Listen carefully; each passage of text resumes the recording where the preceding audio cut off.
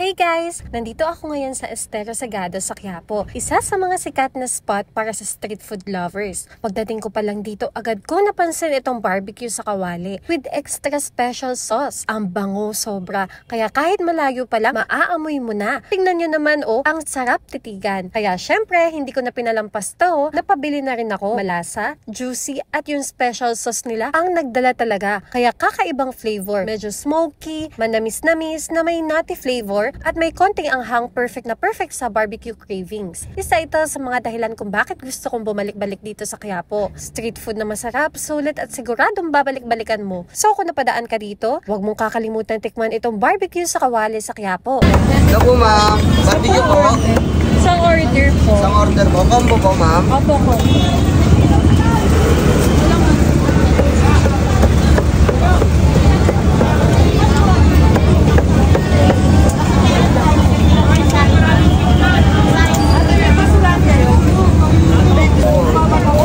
Ano po yung combo nyo ma'am?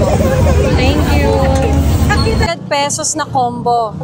Meron siyang dalawang barbecue at isang hotdog. Pero kung on a budget ka naman, pwede naman din na isang peraso lang for 40 pesos. Meron na rin kanin yun na kasama.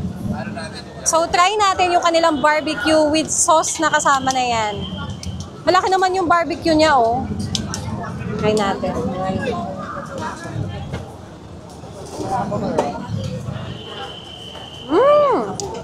Wow! Tsaka yung barbecue niya hindi naman matigas. Hindi rin sobrang lambot. Sakto lang. Nating kanin. Wow!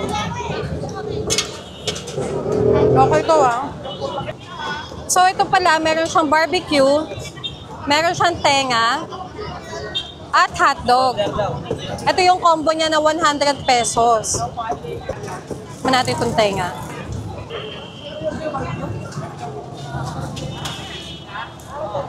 Wow!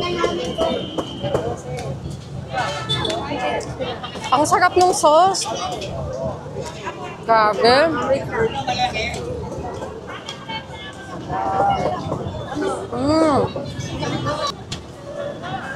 At syempre, hotdog.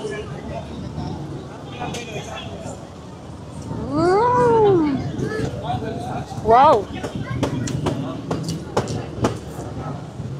Hindi tinipid yung hotdog niya, Talagang tender juicy. Sarap.